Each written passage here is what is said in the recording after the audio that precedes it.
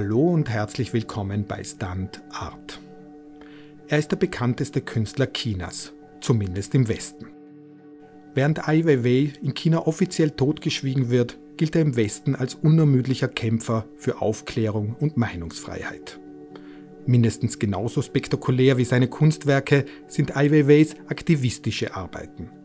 Beide sind nicht immer leicht voneinander zu trennen, wie jetzt auch eine Ausstellung in der Albertina Modern zeigt.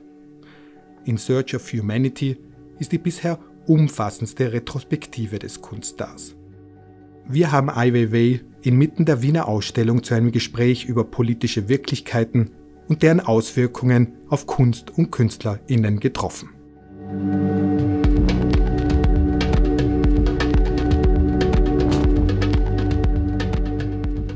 Ai Weiwei, thank you for being here with us today. I would like to speak about the terrible political situation with you. Ukraine is facing a terrible attack from Russia. How did you experience the last 3 weeks? Well, as anybody else, we see the quite brutal invasion from Russia to Ukraine's territory. And we see houses or buildings being bombed and the people being pushed out from their home, and it created millions of people on the move as refugees to other neighbor nations. This is, of course, unacceptable, but very surprising. You know, it can happen in Europe. And normally, Europeans would think that is some kind of tragic, would only happen in other nations, Middle East or other nations. And they cannot imagine this happens only 100 miles away. And now they see migrants cross borders or in train stations, in airports. So many people have been surprised by this attack. Has the West got too many illusions about Putin and about Russia, about, you know, the power of talking with each other, about settling conflicts in peace and not in war? I think this is a very complicated issue, how this war happened and why it's happened. And if we look at the history, and just a few decades history, if we look at about NATO, about the EU, about the US position, about the Russians demanding of what they want to achieve. And I think the complexity is clearly laying out there. Of course, every part has been involved and has some kind of misjudgment about the situation, otherwise why we call it as a surprise. But a misjudgment and a misunderstanding of nature of what Russia is about and what the NATO is about, what the US is about in terms of national conflicts. That kind of understanding would help us to solve the problem and to sit down and to be realistic and rationally solve the problem. Let's speak about the role of China, which is quite complicated. I mean, China tries to keep kind of diplomatic distance, both from Russia and the Ukraine. It's quite a dangerous situation for China as well. Which impact has this war on China from your perspective? Well, this is even hard to say because the war is not stopped yet and it can develop. But so far, I think China has become, their own status become even more important and the people will see China could be a state which not directly involved with this kind of conflicts, but rather become part of the negotiation or stability of the so-called the New World Order. So I think it will benefit China in that kind of political position. One of the side effects, of the good side effects of this conflict, of this war, is that Europe gets united, more and more united. This wasn't like this in the last couple of years. Do you see that as a sign of hope? I don't think that's a sign of hope. I think that's just superficial. And if you just think united not by clearly ideology, but rather than just immediate need, I don't think that's a sign of so-called unity. Let's speak about the situation people in Russia and even the Ukraine are living right now. Especially in Russia, censorship now is really harsh, is really hard. You lived nearly your whole life under censorship. How can we understand the situation of the artists in Russia from your perspective, from your background? Well, from my background, I can say there's no free flow of information in China. Clearly, everything is part of a propaganda. I think it may happen in Russia too. There's no different voice can be presented, but still you see Russian people can demonstrate against war. This is very clear on the social media, you can see that. And they can bravely speak out, but in China, not a single person can demonstrate. It's not possible. So, and in the West, you talk about freedom of press or freedom of information, but the clear evidence is Julian Assange, who is being held in Britain jail, and is going to be sentenced when they sent to United States with extradition, or be sentenced over 100 years. So how do you talk about freedom of press? Is press care about it? I think that's hypocrisy. So do you understand, we are used to talk about we are living in freedom. So you understand that in a different way, if I understand you concerning Julian Assange, if I understand you in the right way. I think we are living in better conditions, so we are not really have to defending freedom, if you can call it a better condition, but that would at a cost in the long run. The society which is not really defending freedom, human rights, or freedom of speech, is a hypocrisy that will have a cost.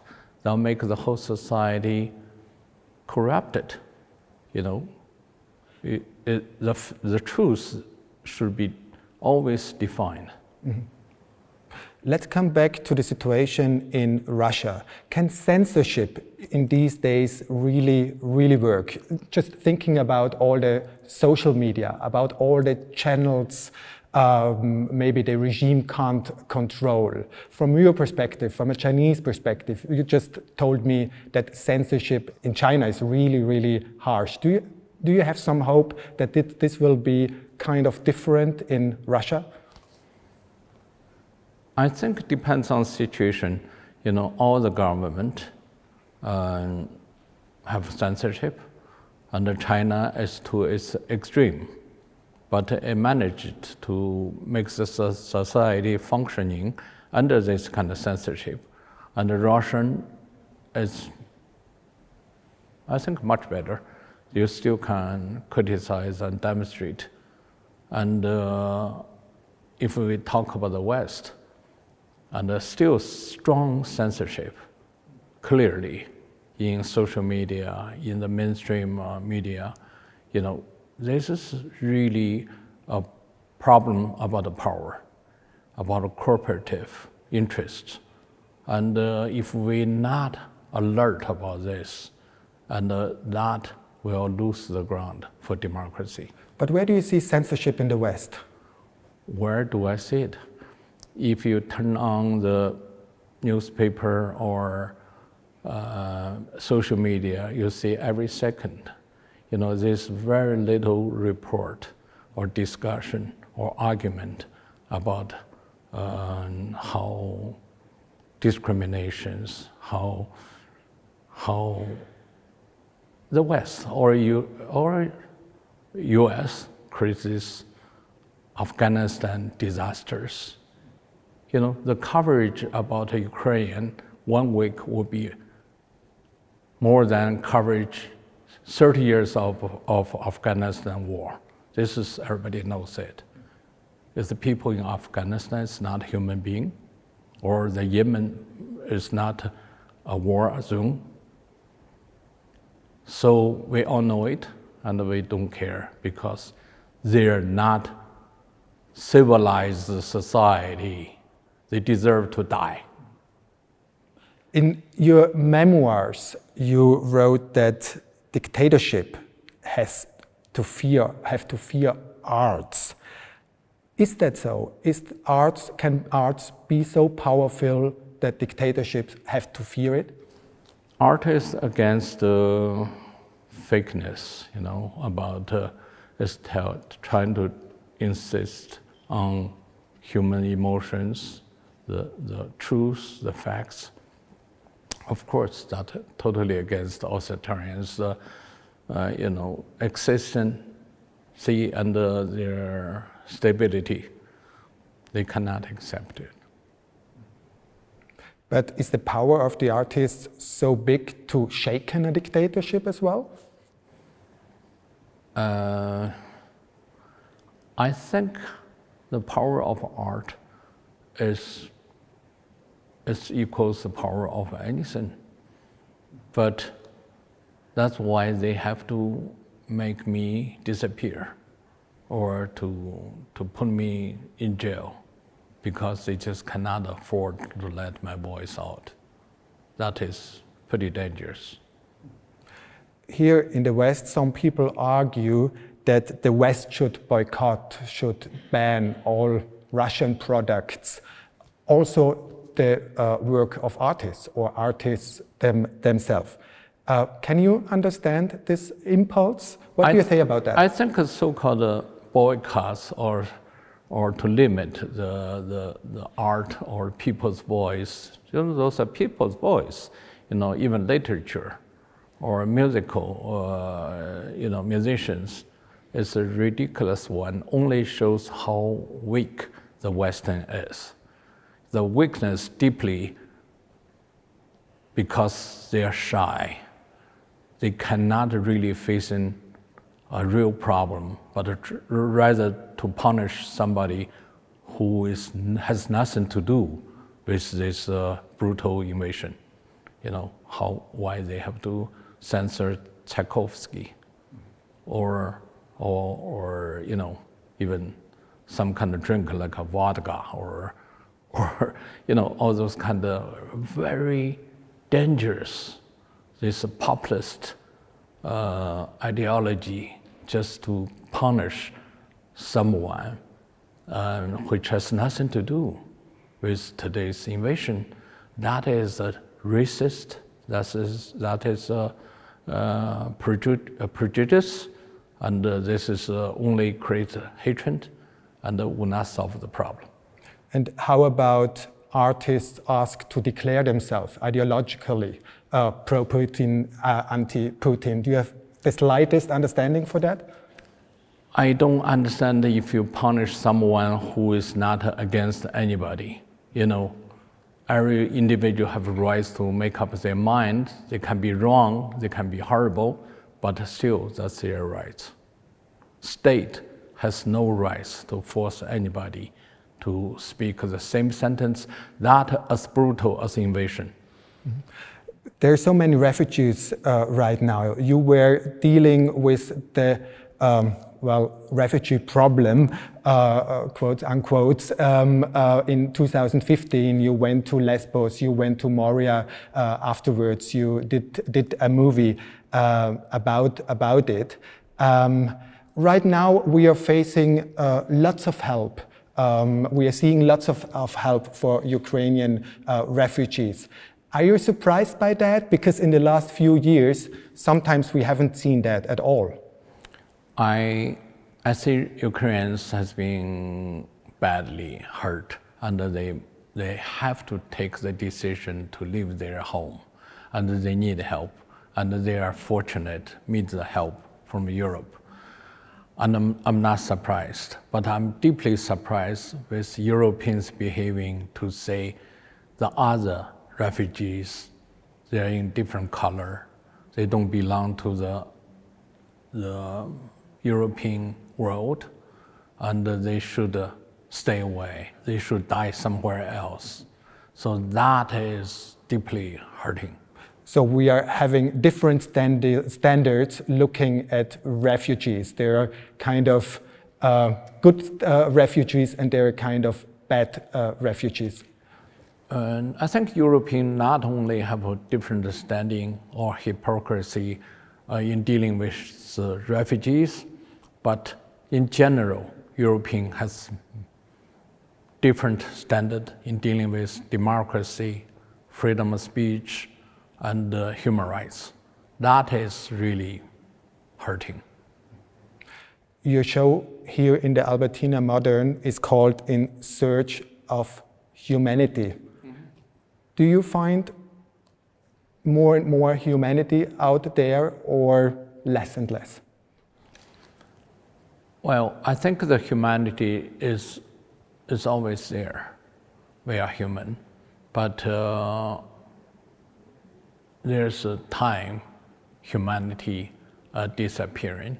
We can remember those times are tragic, like in the 1930s, people being killed for no reason, or because their race, or because different beliefs. So history can be the same again, if we have no clear understanding about humanity and who we are and what is basic human rights. Weiwei, thank you so much for being here with us today, and thank you for your interest, and we see each other next week. Thank you.